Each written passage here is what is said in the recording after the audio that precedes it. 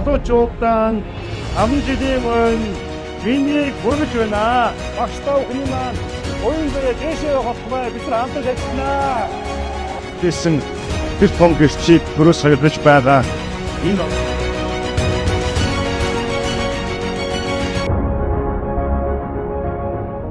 За улсын хурлын намрын чуулган эхлээд 1-7 хоног болж байна.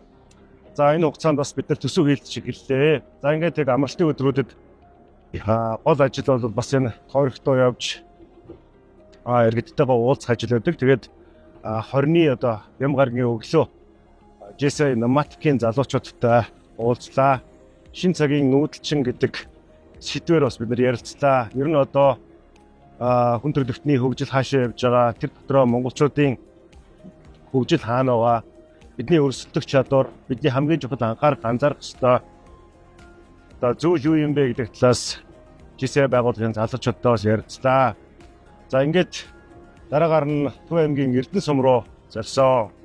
За тэртээ 70 жилийн өмнө Эрдэнэ суманд орчин үеийн хэллэгээр бол одоо мэрэгжил сургалт үйлдвэрлэлийн төв буюу тухайн үед одоо Эрдэнэ политехникийн коллежид суурь тавигдсан байгаа. Ингээд 7.1 дамжиж 70 жилийн түүхийг бүтээж байгаа Төв аймгийн одоо 4 одоо мэсүүдийн нэг болсон Эрдэнэ одоо коллеж дээр очсон. За тэгээд энэ политехникийн коллежид бол одоогоор бас олон сайхан оюутнууд сурж яг энэ нарийн мэрэгжил эзэмшиж байгаа. Тэгээд энэ бол бас Чех улсын бас одоо дэмжлэгтэй хөрөнгө оруулалтаагаар байгуулагдж ирсэн. Энд бол бас одоо 70 жилийн ойн баярын хуурал наадам болж одоо үүнийг төгссөн 30 гаруй мянган төгсөгчдийн төлөөлөл оролцсон сайхан арга хэмжээ болсон.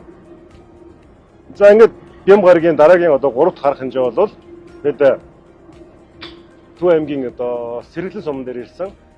За Мяндас сайхан гэдэг Төв аймгийн Баян Үнжил сумын цэцэрлэгийн эрхлэгч болон одоо түүний хамтрагчдын зохион байгуулсан Төв аймгийн зүүн бүсийн цэцэрлэгийн багш нарын спортын арга хэмжээнд дээр бол оролцлоо.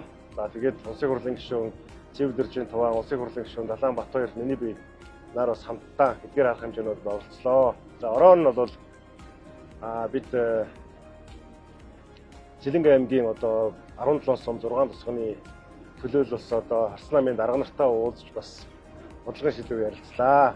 За ингээд бид нар Төв аймагтаа одоо өнжөөд өнөөдөр өглөө буюу бүтэн сая өдөр 9 сарын 21-ний өглөө за ундрахын дорж балам хэмээх чөлөөлөх дайны 80 жилийн ойгоор одоо Монгол улсын Баатар цолоор одоо шагнагдсан энэ буураатай одоо уулзаж энэ буураагийн одоо хөтмөр алдрыг тэмдэглэх энэ одоо Баатар цолынх нь одоо медалга найранд оролцлоо. Тэгээд Дүрэнгээ аймгийн Баян Өндөр сумын гаралтай. За тэгээд Төв аймгийн Эрдэнэ сант, Төв аймгийн Дэлгэр хаан, Төв аймгийн одоо бүрэн сумдуудад сум нэгдлийн дараагаар ажиллаж байсан.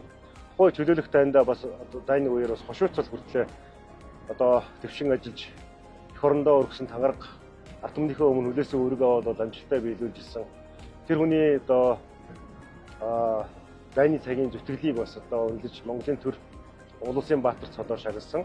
За тэгээд 1959 оноос хойш нэрлэлт хөдөлгөөнөөс хойш одоо хагас 100 жилийн туршид дорж боломгоо бас одоо инх цагийн бүтээн байгуулалтын амьдрал эрх тусмаа хөдөө аж ахуйн салбарт бол томоохон үн цэнтэй үүрэг гүйцэтгэж ажилласан юм хүн байгаа. Тэгээд бас одоо 3 үеэрээ энэ арга хэмжээнд оролцлоо. Тэгээд ерөнхийдөө улсын хурлын гишүүний ажил гэдэг бол мэдээж ажлын өдрүүдэд хурал цуглаандаа оролцсон, бангийн хороо, ажил хэсгийн хуралдаанууд, дээрэс нь одоо чуулгануудаа оролцсон, уншиж судлах, ярьж боловсруулах, за мэдээж одоо дүгнэж хилцэх зөндөө олон зүйл байдаг. Түүний хажуугаар тойргоо сонгогдсон гишүүдийн хувьд бол яалч арга байхгүй энэ одоо амралтын өдрүүдийг ашиглаж бас тойрогтой болж байгаа үйл ажиллагаануудад оролцож иргэд сонгогчдын дуу хоолойг сонсох нь чухал байдаг. Тэгээ манай Төвийн бүсийн 5 дугаар тойрогч өөрөө 118,469 мянган км хавдрах нутаг дэвсгэр дээр сунайн тогтсон 200 гаруй мянган сонгогчтой 300 гаруй мянган иргэдтэй тэгээд ашигт өртөхөд бас одоо өнгөрсөн жил бид нар 69,369 загтлыг тойрогийнхаа бүх сурагчдад 1-12 дугаар ангийн сурагчдад явуулж ирсэн. Энэ жил бол бас 1-12 дугаар ангийн сурагчдаа 12 төрлийн захиаг 72,330 захиа явуулсан.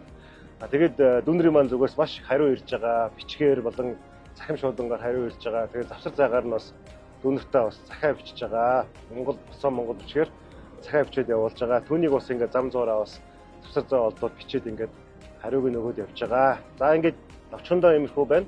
Одоо намрын сэрв орж байна, тариа хураалт эхэлж байна, үлийн бэлтгэл эхэлж байна. Манай төвийн бүс бол 7 сарын 20-д баг 8 сарын ихэнх хүртэл баг ихэнх нутгаар гантай байсан. За хэдийгээр бороо ороод орсон ч гэсэн одоо ер нь өнгөө цасаад аятайхан болж байгаа. Гэсэн хэдий ч гэсэн бас одоо үлийн бэлтгэл маш чухал байна. За ингээд та бүхэндээ анхаарал тавьсанд баярлалаа. Сар болгон хүргэж байгаа бүрэн мэдээ нийтдээ 10 хэдэн дугаар нь одоо явж байгаа. Сар болгон үндэсний бичиг болон за гэрэл бичгээр Засаг хурлын гишүүний хувьд оролцсон бүх ажлаа тайлагнаж та бүхэндээ хүргэж байгаа. Тэгээд байнга хамт байдаг иргэд сонгогч та бүхэндээ маш их баярлалаа.